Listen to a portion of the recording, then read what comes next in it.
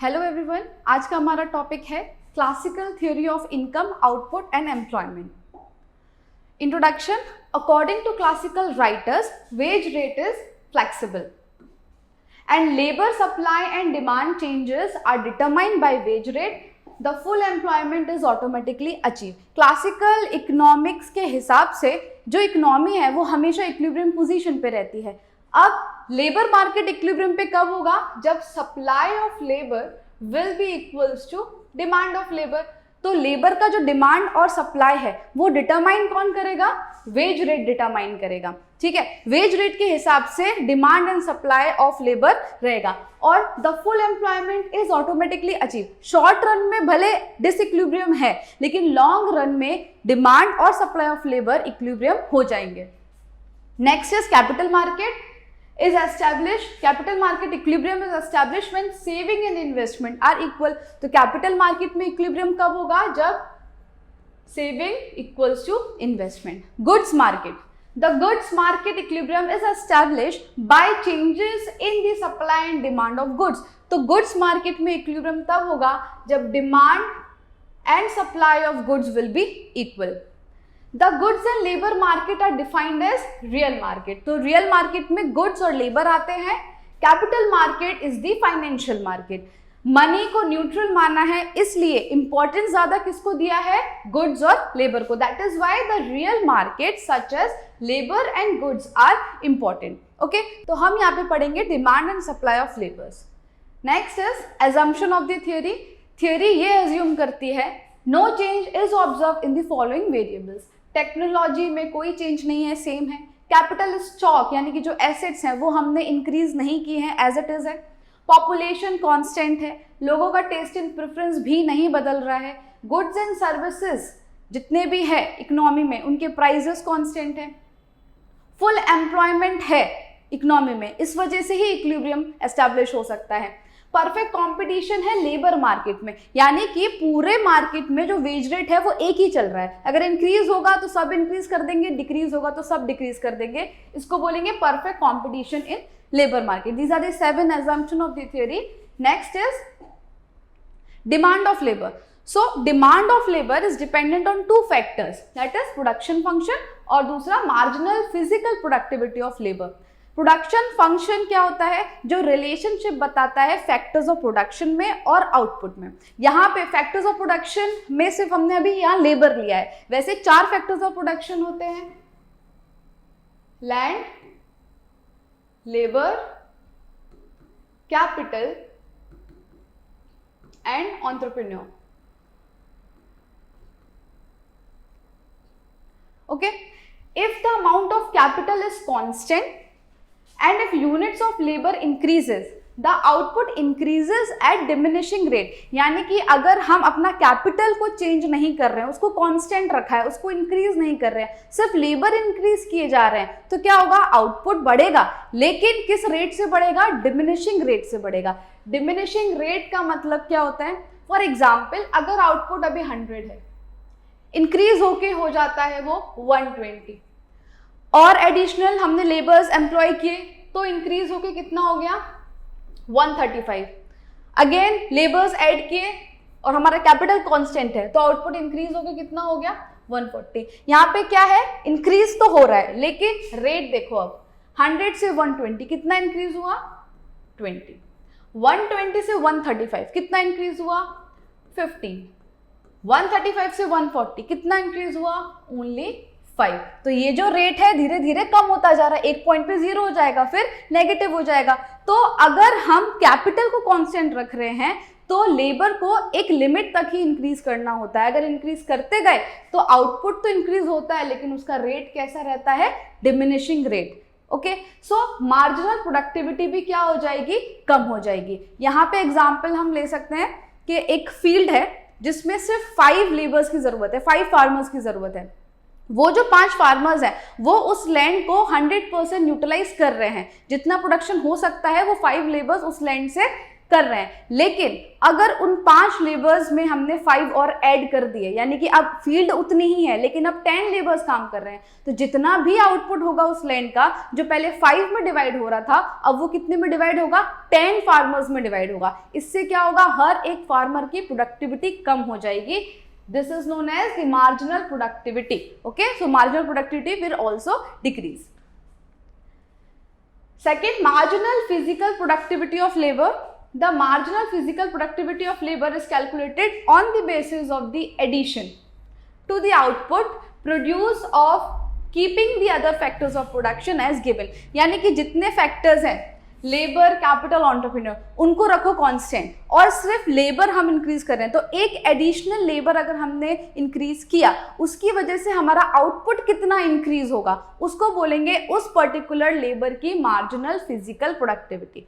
Okay, if productivity declines, marginal productivity curve show concave to the origin. अगर productivity, additional labour हम add करते जा रहे हैं और जो प्रोडक्टिविटी है वो कम होती जा रही है, तो अगर ऐसा रहेगा कि प्रोडक्टिविटी डिक्लाइन हो रही है, तो मार्जिनल प्रोडक्टिविटी का जो कर्व है वो होगा कॉन्केव टू द ओरिजिन, इस तरीके का बनेगा।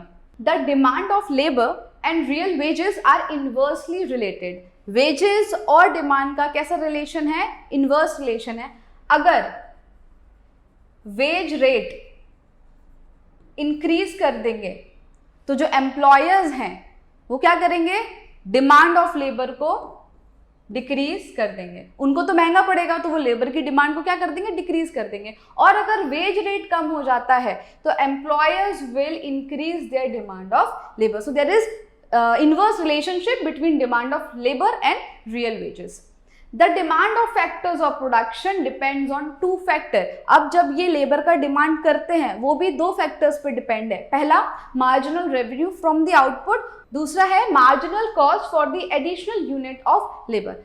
सो marginal revenue for the product का मतलब होता है, अगर हमने एक एडिशनल लेबर को एम्प्लॉय किया, उस एडिशनल लेबर की वजह से हमारे प्रॉफिट में कितना चेंज आया, हमारा प्रॉफिट कितना इंक्रीज हुआ, यानी कि रेवेन्यू, उसको बोलेंगे marginal revenue for the from the product. Second is marginal cost, यानी कि उस एडिशनल लेबर को एम्प्लॉय करने के पीछे कितना खर्चा हुआ, उसको बोलेंगे मार्जिनल कॉस्ट। तो अगर marginal cost of labour is greater than marginal revenue of that labor, तो क्या होगा, हम लेबर की demand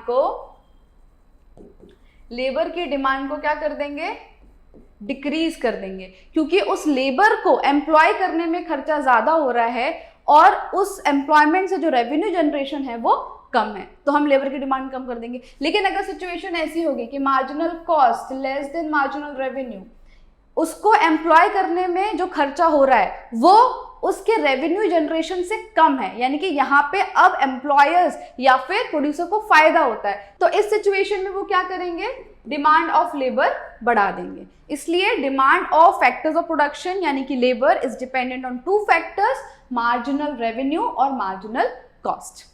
next is supply of labour. Supply of labour and real wages are positively related. क्यों, अगर वेज रेट बढ़ेगा तो ज्यादा labours are now willing to work, ठीक है, तो जब वेज रेट बढ़ जाता है तो लेबर का सप्लाई भी क्या हो जाता है, बढ़ जाता है, और अगर वेज रेट डिक्रीज हो जाएगा तो supply of labour will also decrease. तो दोनों एक ही डायरेक्शन में चलते हैं, इसलिए रिलेशन कैसा है, पॉजिटिव रिलेशन है। If more real wages are paid to the workers, then they are prepared to work more. अगर wages ज़्यादा देंगे तो they are prepared to work more. If wage rate increases, supply of labor increases. और अगर wage rate हम कम कर देते हैं तो supply of labor will also reduce. Okay? अब इसको ग्राफ के थ्रू समझते हैं। सबसे पहले तो रिलेशन पे डिपेंड करता है हमारा कर्व। तो सप्लाई का रिलेशन कैसा है, पॉजिटिव रिलेशन है, इसलिए ये अपवर्ड स्लोपिंग है। ओके, डिमांड का रिलेशन कैसा था, नेगेटिव रिलेशन था, तो डिमांड का कर्व कैसा है, डाउनवर्ड स्लोपिंग है। ठीक है, यहाँ पे जहाँ इंटरसेक्ट कर रहे हैं, इंटरसेक्ट कर दिया यानी कि डिमांड और सप्लाई यहाँ पर इक्वल हो गए। अब इक्वल कैसे हुए, अगेन शॉर्ट रन में डिसइक्विलिब्रियम है, लेकिन लॉन्ग रन में वो अपने आप इक्विलिब्रियम पोजीशन पे आ जाएगा। सबसे पहले if we suppose that wage rate कितना है, ओबी, वेज रेट ओबी है, इस लाइन को एक्सटेंड करो, डिमांड कर्व को इंटरसेक्ट किया है सी पॉइंट पर, यहाँ पे हमने n रख दिया, और सप्लाई कर्व को इंटरसेक्ट किया है B पॉइंट पर, इसको एक्सटेंड करके यहाँ पे एक पॉइंट रख दिया S। इसका मतलब ये हुआ जब वेज रेट OB है उस टाइम पे जो डिमांड है वो कितना है ON, और जो सप्लाई है वो कितना है OS। यहाँ पे क्या सिचुएशन आ गई कि जो डिमांड है वो लेस देन सप्लाई।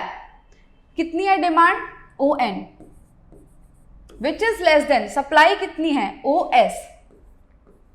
ठीक है, तो जब सप्लाई ज्यादा होती है, लेबर्स की सप्लाई ज्यादा है लेकिन सामने डिमांड नहीं है, तो प्रोड्यूसर क्या करेंगे, वेज रेट को डिक्रीज कर देंगे, क्योंकि उनको अभी इतने लेबर्स की जरूरत नहीं है। तो अगर वो वेज रेट कम कर भी देते हैं तो भी सप्लाई इतना है कि उनको लेबर्स मिल जाएंगे, तो वेज रेट क्या हो जाएगा, कम हो जाएगा। अब यहाँ पे रूल अप्लाई होगा, जब वेज रेट कम होता है तो डिमांड ऑफ लेबर क्या होती है, डिमांड ऑफ लेबर बढ़ जाती है। ठीक है, जब वेज रेट कम होता है तो सप्लाई ऑफ लेबर क्या होती है, कम हो जाती है।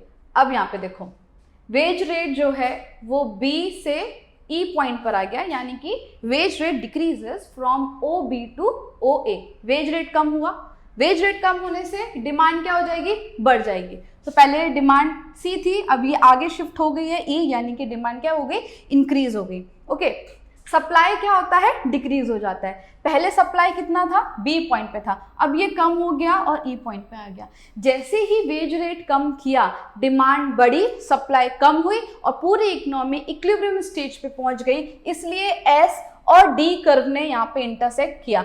इसको एक्सटेंड करो M, यानी कि जो डिमांड है वो कितने से बढ़ गई, M से N हो गई, और जो सप्लाई है वो S से M हो गया। ओके, तो देखो शॉर्ट रन में था डिसइक्विलिब्रियम, लेकिन लॉन्ग रन में विदाउट एनी इंटरफेरेंस अपने आप ही इकोनॉमी इक्विलिब्रियम स्टेट पर आ गई, जहां पे demand and supply of labour कैसे हैं, इक्वल है। Okay, next is equilibrium of output and employment.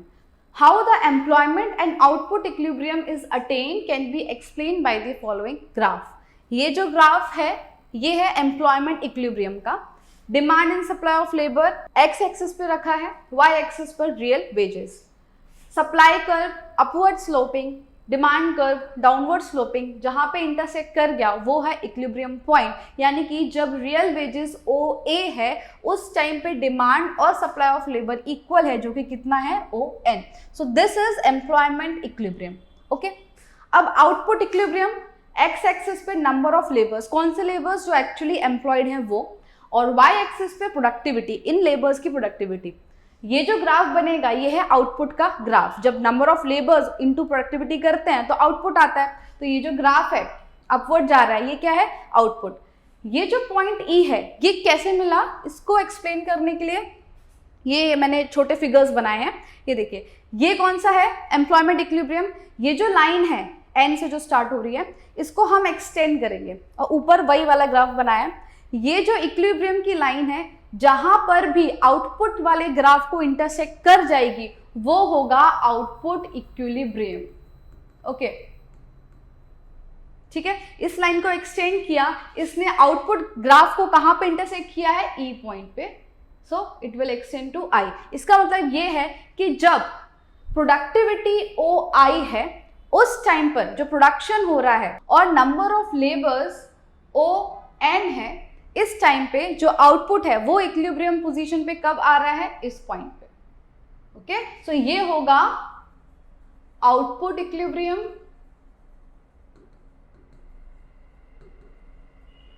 और ये है एम्प्लॉयमेंट इक्विलिब्रियम।